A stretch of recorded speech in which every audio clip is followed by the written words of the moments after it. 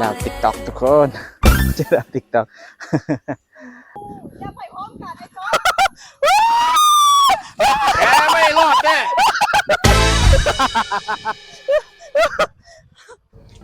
สบายดีทุกคนสบายดีทุกคนมื้อนี้เฮากำลังออกเดินทางไปเที่ยวเนาะเป็นมื้อวันศุกร์เป็นมื้อพักผ่อนและมื้อนี้ก็เป็นมื้ออีกพิหนึ่งเนาะที่ว่า ตอนนี้เราหายเนาะเราว่าคือว่าออกมาสายแท้เราว่านัดกันวัน 10:30 นแต่บ่ฮู้ว่าเวลาอยู่ในรถเราหั่นเวลานำเฮาหั่น 10:25 แต่ว่าอยู่ในรถเรานั่น 10:00 นปลายหรือว่ามันนั่นแหละแต่ว่านัดกันเมื่อวานนี่แม่น 10:30 เนาะเฮาเราคิดว่า 10:30 เราสิมาฮอดเฮาแต่ว่าความหมายของเรา 10:30 เราก็ต้องไปฮอดทีมงานนึงอีกที่ว่าเราถ่ายอยู่เทิงพุ่นเนาะแต่เราต้องมารอมารับเฮาต้องประมาณ 10:10 นาทีบ่ประมาณนี้นะเราย้านมันบ่ทันนะเพราะว่าคนเกาหลีเวลาเขาเฮ็ดหยังเขาเจ้าต้องเฮ็ดตามเวลานะมันต้องให้ท่วงทันเนาะถือว่าตอนนี้เฮากำลังออกเดินทางที่ว่ามื้อนี้ก็เป็นมื้อวันศุกร์เนาะที่เฮาได้ออกเดินทางไปเที่ยวหรือว่าไปพักผ่อนซะเพราะว่าสิพาเขาเจ้าไปหยังก็แหล่งท่องเที่ยวที่ว่าเป็นแหล่งนึงที่ว่าคนลาวเขาเจ้านิยมกันไปเที่ยวอาจจะแม่นชื่อว่า La Forest ประมาณนี้ How did you feel today? Very happy. First time to go La Forêt. Yeah. So bad. I'm so happy. Okay. I'm serious. How about you? I'm sorry for today I'm late. Don't be late Yeah. anymore. Okay. Next And time. I'm also happy. It's Yeah. our first picnic Okay. together. So I want to enjoy this picnic. Okay.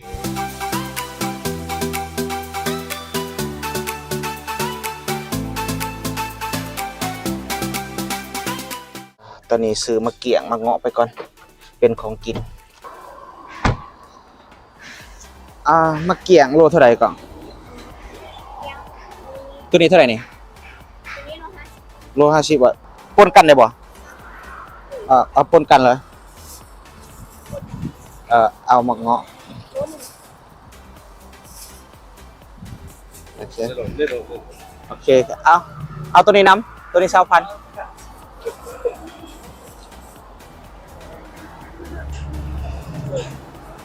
you bought so many? No problem, no problem. You are rich? Because today I have made a mistake. No, here. Okay, 20,000. Okay, now I think we have cannot enjoy. everything. No. Today I think we have enjoy. Edible. Yeah. Why is that way? It's mean the not huh? This one. I'm not sure. ตอนนี้เฮาก็ได้ซื้อมักใหม่ของกินไปแล้วเนาะเพราะว่าไปพุ่นปกติหั่นก็บ่ฮู้ว่าทีมงานว่าสามารถเอามักใหม่เอาของกินไปได้บ่แต่ว่าทีมงานว่าทีมงานได้ถามพนักงานอยู่รับผลิตก็ว่าสามารถเอาไปได้เฮาก็เลยว่าถือของกินมักใหม่ไปนำอันนี้เฮาซื้อมักใหม่ไปแต่ว่าคนอื่นบ่ฮู้เขาเจ้าซื้อหยังแต่ว่าพวกเฮาจะได้แบ่งกันว่าผู้ใดสิถือไปหยังไปกินสุมเสียวกันอยู่กันบางคนก็ว่าสิคั่วอันน่ะอิหยังก็คั่วมีคั่วหยังไปแล้วบางคนก็ว่าสิทอดไข่ทอดหยังก็ว่ากันไปซุมกันกิน แต่ก็บ่ฮู้ว่าอันนั้นทางคุณเขาเจ้าให้บ่แต่ก็ยินเพิ่นว่าเขาเจ้าให้ไปอยู่แต่ว่าเฮาต้องได้ไปเซาเต็นท์ไปเซาตังเขาเจ้าเฮาบ่สามารถถือไปได้เครื่องดอกเครื่องดื่มแม่เฮาสิซื้ออยู่หั่นค่าข้าวค่าหยังแล้วโอเคเดี๋ยวเฮาไปเบิ่งนํกันว่ามันสิเป็นจังได๋สวัสดีทุกคนตอนนี้เฮาก็มารับทีมงานแล้วเนาะฮอดปตทแล้ว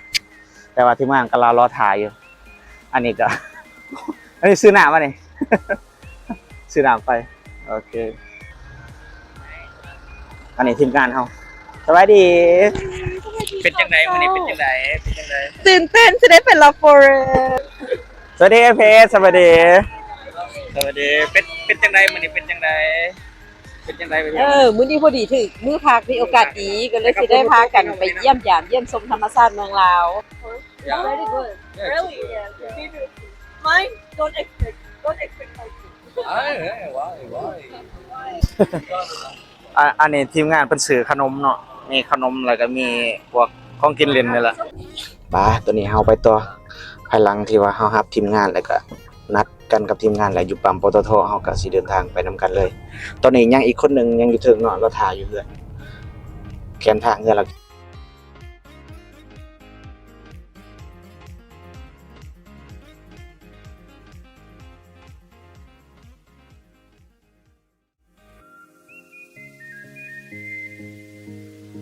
เขาเนาะภายหลังที่ไกลหลักเสด็จมาอันนี้ก็เป็นทางเขาที่เฮาจะไป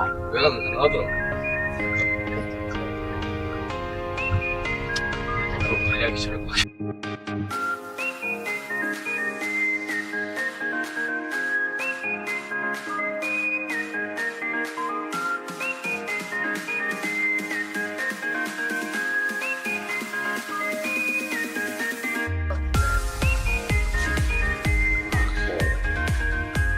À, มาหอแล้วนี่แหละลาพาริส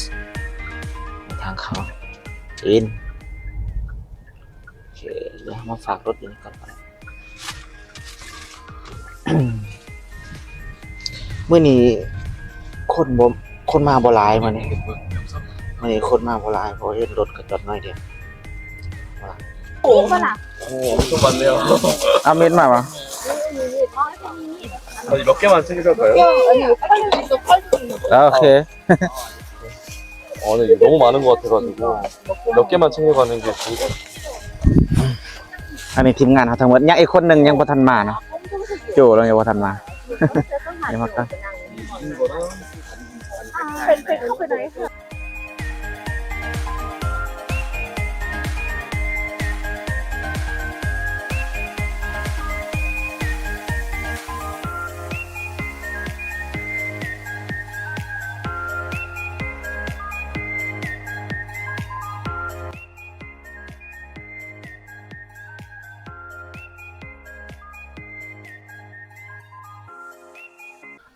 อันนี้จะเป็น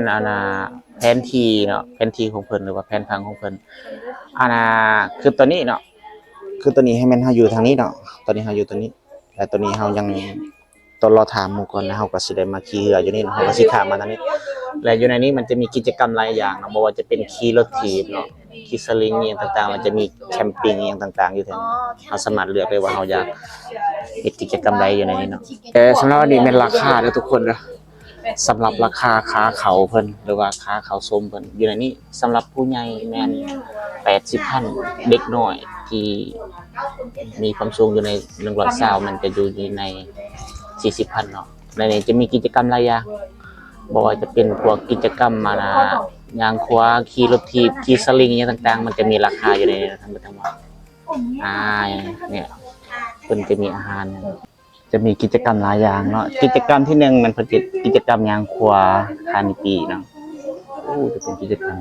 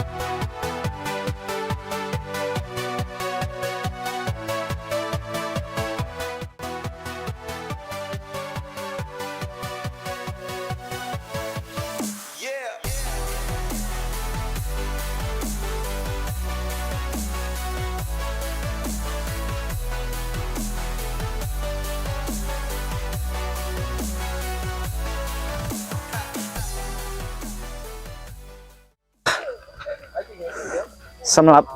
ปลาฟอเรสก็เป็นอีกครั้งทับอิฐเนาะที่เราได้มาครั้งแรกเลยที่เราได้มาลินเนาะอากาศดีมันก็คนโบราณเนี่ย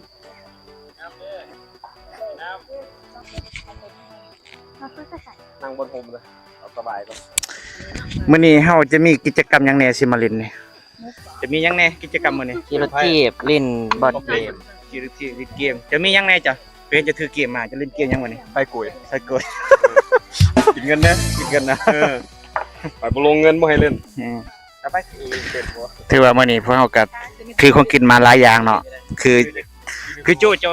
จะถือหยังแหน่ของกินจ้ะจะถือหยังแหน่ ข้าวจีกับไข่ลูก ข้าวจีกับไข่ลูกเนาะ หมูมันไข่ลูกไข่ต้ม ไข่ต้มเนาะ เออ สุกุลเด้ถือหยังจังมื้อนี้จะถือหยังมื้อนี้ ติดใจ ใส่แหละอยู่ใส่ของจังอยู่นี่เนาะเบิ่งกัน คำถามคือมีอย่างกินน้ำกันได้เด้อ ของสกุล ไก่อบหวานบังเด้ออันนี้มันของสุกุลเด้อนี่เด้อว้าวทอดอีไก่อันนี้ของทิพย์จะงิมเนาะ what is this กินตับ กิมปับ กิมปับ กิมปับ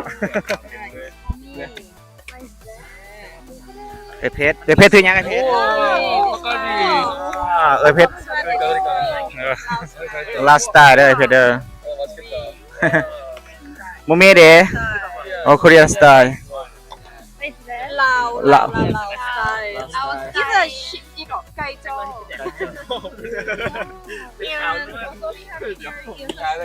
โดนัท โ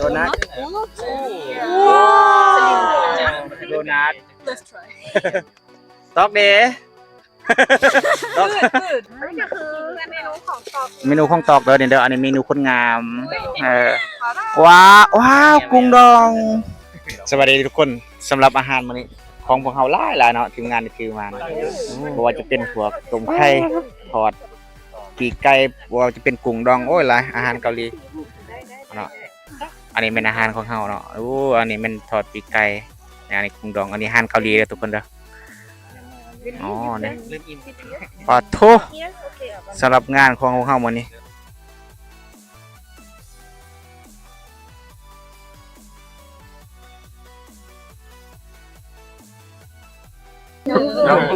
กินหลายทุกคนกินไข่ เข้าได้เลยตัวเพื่อชีวิตเลยให้ทุกอย่างเข้าไป มันบ่มีข้าวไอ้เป็ดเลย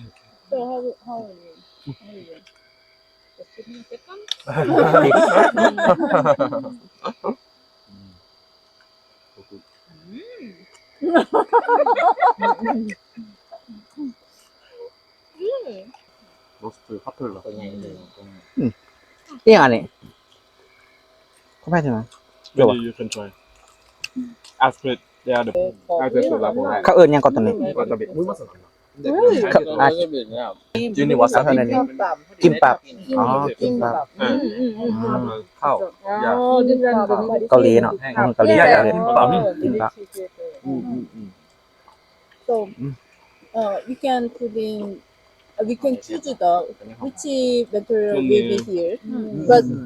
we must have a kim and bab. So name is kimbap. Sometimes I make it with just one thing, like the just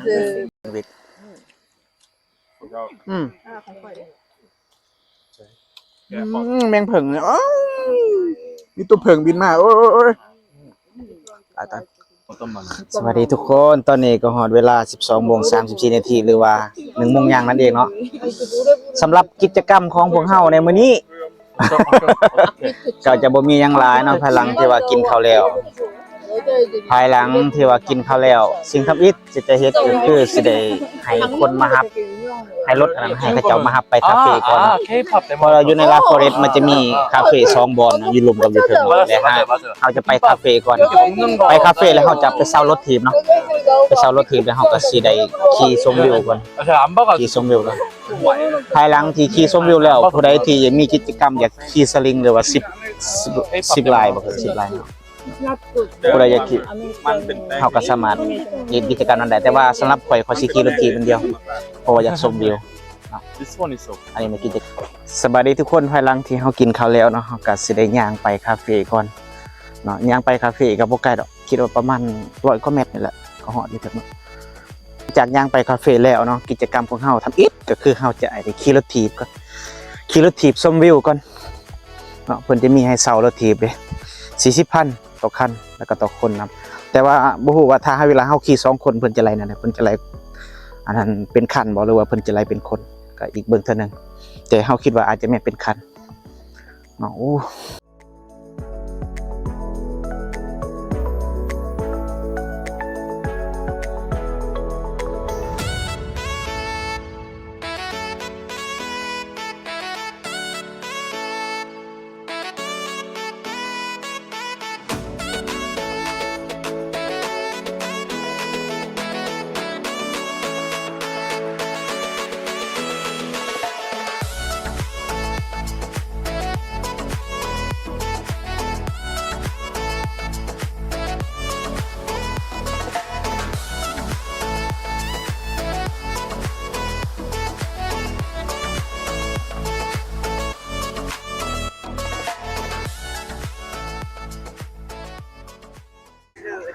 สวัสดีทุกคนตอนนี้เฮามาฮอดคาเฟ่แล้วเนาะคาเฟ่ที่อยู่ฟอเรสต์รถถีบให้เซาเด้อทุกคนเด้อมีรถถีบให้เซานี่ผู้ใดที่อยากขี่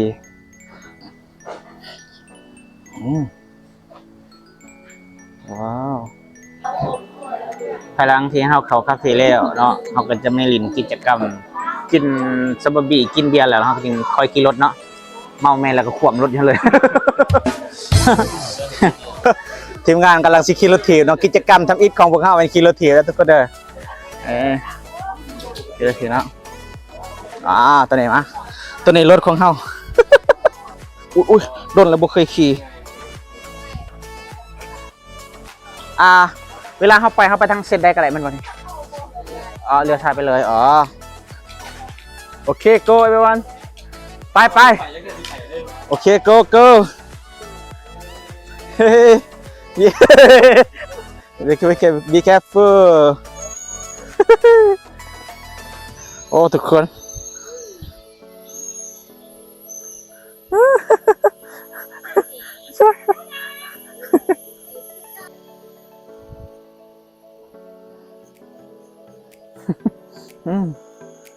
อากาศเย็นดีทุกคนมีแต่ป่าว้าวขี่ชมบรรยากาศเสียงนกเสียงหนูห้องแววๆจ้ะเพิ่นก็ขี่เป็นเซิร์ชแม่นว่ะอ๋อ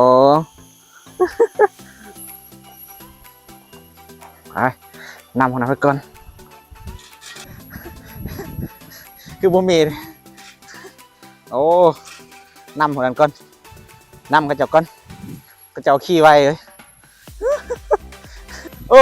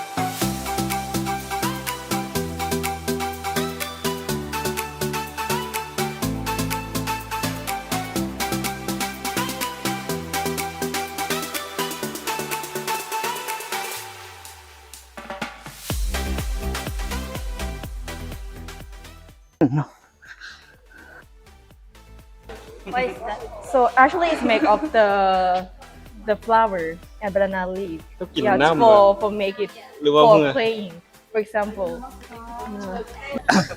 สวัสดีทุกคนตอนนี้เฮาก็กลับแล้วเนาะฮอดเวลากลับแหละแต่ว่าตอนนี้รถเขาจะไปส่งเฮาเนาะ เขาจะเอาไปส่งเอารถนิดหน่อยนี่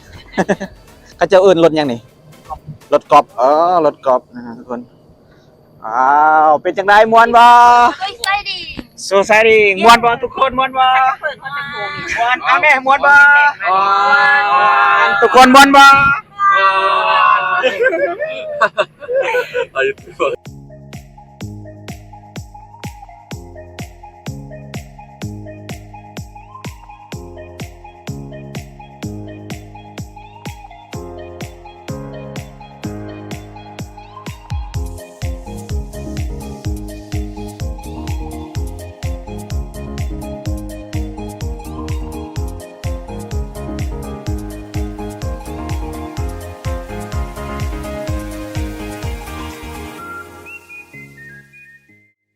ตอนนี้เฮาก็กลับแล้วเนาะเอาเวลากลับพอดีตอนนี้ก็5 โมงปลาย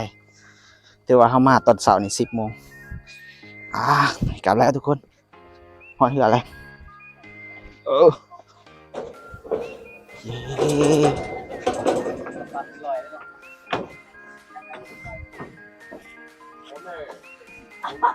오늘 리스트데이.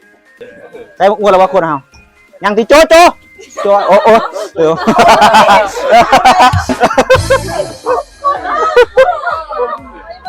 ๋ยวไว้โจ โดนลงน้ำลอยเลย โอเค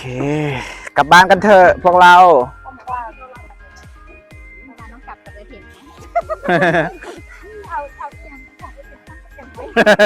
ยันมือปะเนาะ 맛있게 많이. สวัสดีทุกคนตอนนี้เฮากาเดินทางกลับแล้วพอดีฮอดเวลาพอดี5 โมงครึ่ง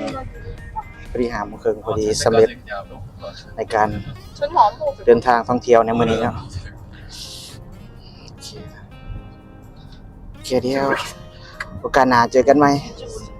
เนาะผู้ใดที่สนใจอยากมาเที่ยวราฟอเรสต์เนาะถือว่าเพิ่นก็มีกิจกรรมหลายอย่างอยู่สถานที่ของเพิ่นบ๊ายบาย